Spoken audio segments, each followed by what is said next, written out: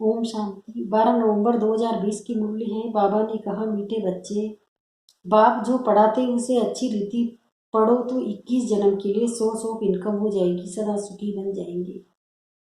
प्रश्न है, तुम बच्चों के अतीन्द्रिय सुख का गायन क्यों है? उत्तर, क्योंकि तुम बच्चे इस समय बाप को जानते हो। तुमने ही बाप द्वारा सृष्टि के आदि मध्य अंत को जाना है।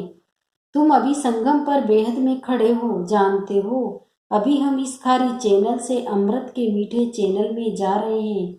हमें स्वयं भगवान पढ़ा रहे हैं। ऐसी खुशी ब्राह्मणों को ही रहती है, इसलिए अतीन्द्रिय सुख तुम्हारा ही गाया हुआ है।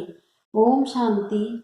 रूहानी बेहद का बाप रूहानी बेहद के बच्चों के प्रति समझा रहे हैं, यानी अपनी मत दे रहे हैं।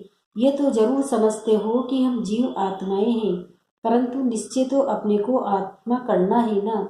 ये कोई हम नया स्कूल नहीं पढ़ते, हर 5000 वर्ष के बाद पढ़ते आते हैं। बाबा पूछते हैं ना, आगे कभी पढ़ने आए हो?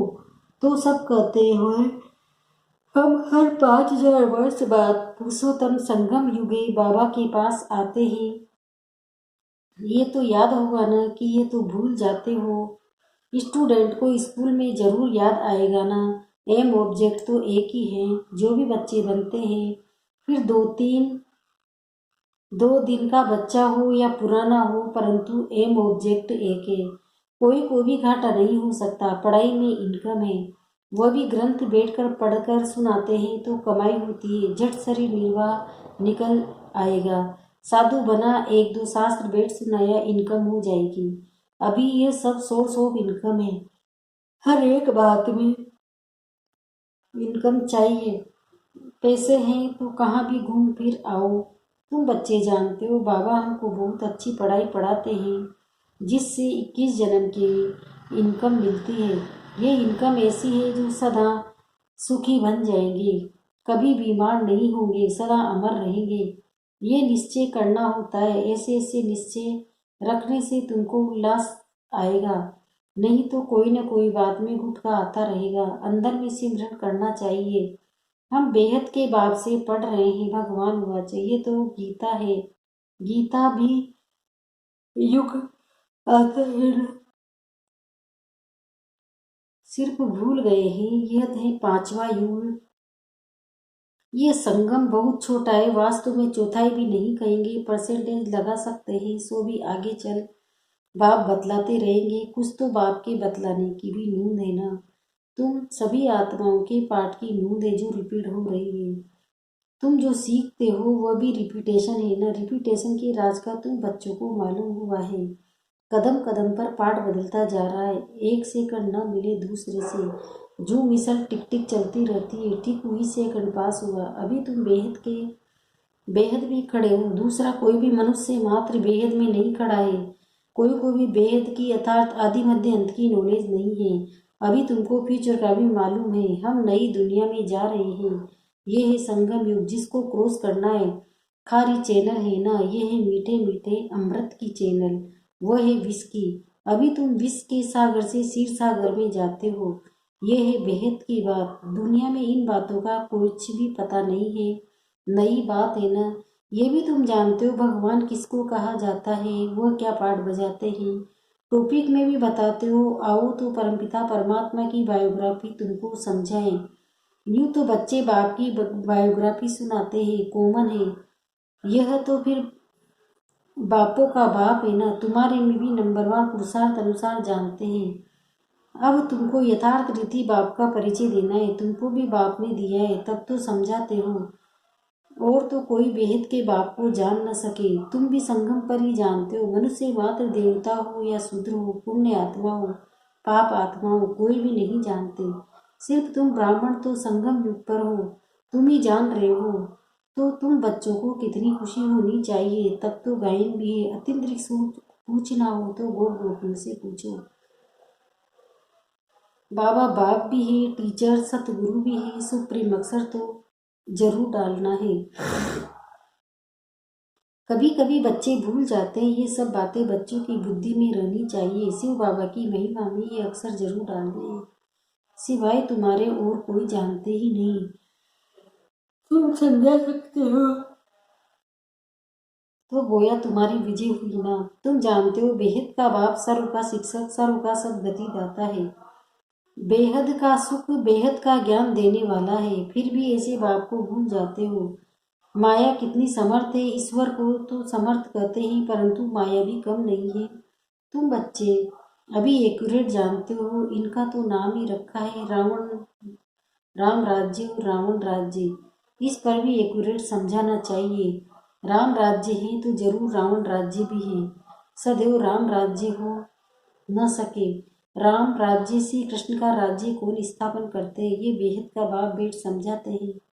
तुमको भारत खंड की बहुत महिमा करनी चाहिए। भारत सचखंड था, कितनी महिमा थी। बनाने वाला बाप ही है, तुम्हारा बाप है, साथ कितना लो है। एम ऑब्जेक्ट बुद्धि में है, ये भी जानते हो। हम स्टूडेंट को अपनी पढ़ाई का नशा होना चाहिए, करेक्टर का भी ख्याल होना चाहिए। विवेक कहता है जबकि गोल्ड की पढ़ाई है तो उसमें एक दिन भी मिस नहीं करना चाहिए, और टीचर के आने के बाद लेट भी नहीं पहुंचना चाहिए। टीचर के बाद आना ये भी एक इंसल्ट है।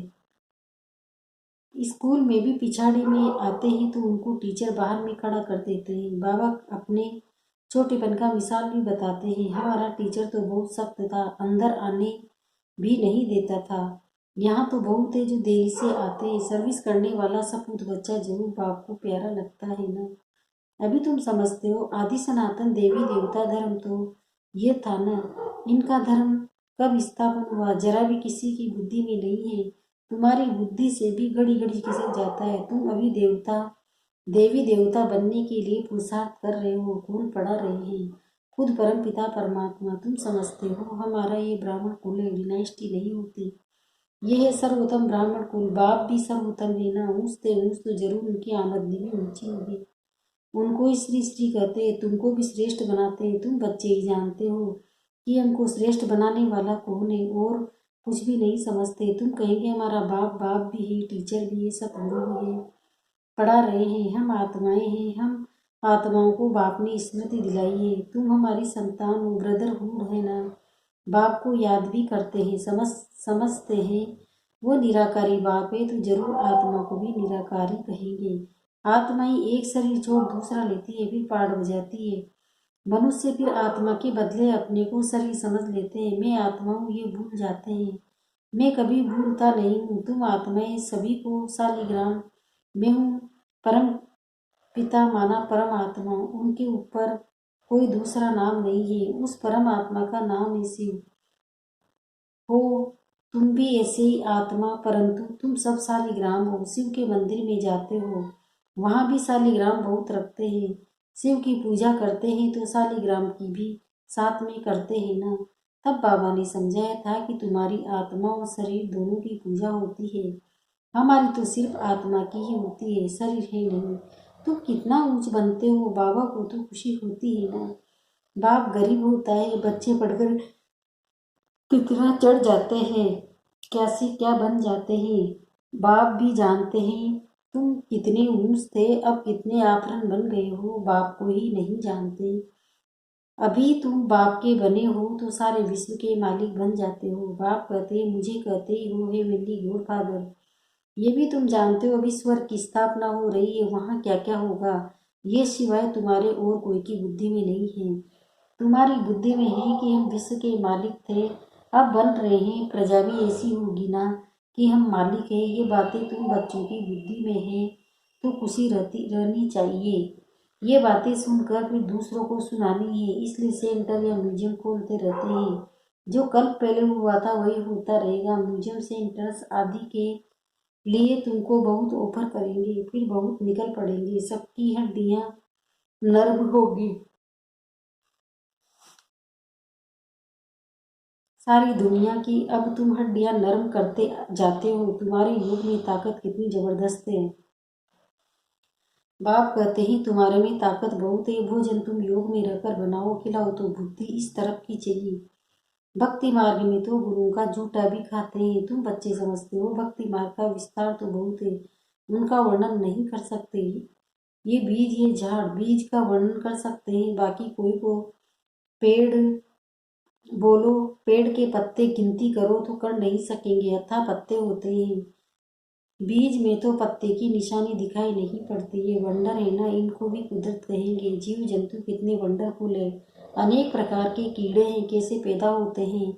बहुत वंडरफुल ड्रामा है, इसको कहा जाता है नेचर। ये भी बना बनाया खेल है। सत्युग में क्या क्या देखेंगे, वो भी नई चीजें होंगी। एवरीथिंग न्यू होता है ना। मोर के लिए तो बाबा ने समझाया है, उनको भारत का नेशनल बर्ड कहते हैं क्योंकि श्री कृष्ण के मुकुट में मोर का पंख दिखाते हैं। मोर और डेल खूबसूरत भी होते हैं। गर्भ भी आंसू से होता है, इसलिए नेशनल बर्ड कहते हैं। ऐसे खूबसूरत पक्षी विलायत की तरफ भी होते हैं।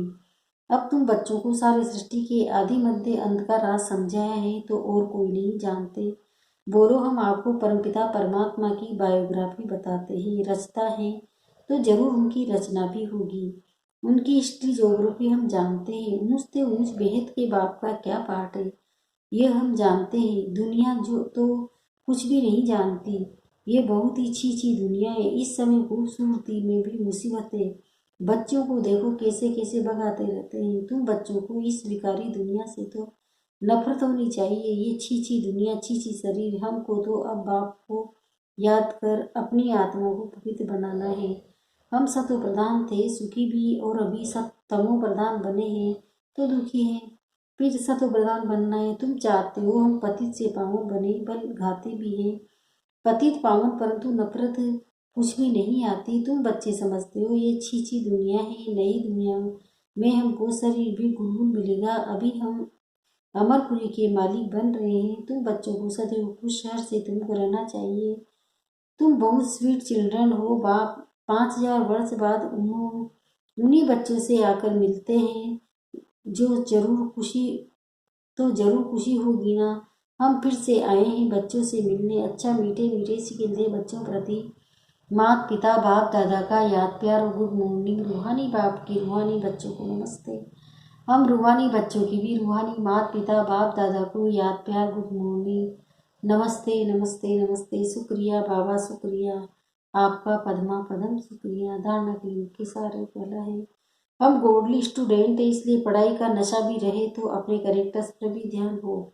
एक दिन भी पढ़ाई मिस नहीं करनी है। देर से क्लास में आकर टीचर की इंसल्ट नहीं करना है। दूसरा, इस विकारी छी दुनिया से नफरत रखनी है। बाप की याद से अपनी आत्मा को पवित्र सत्व प्रदान बनाने का पुरुषार्थ करना है।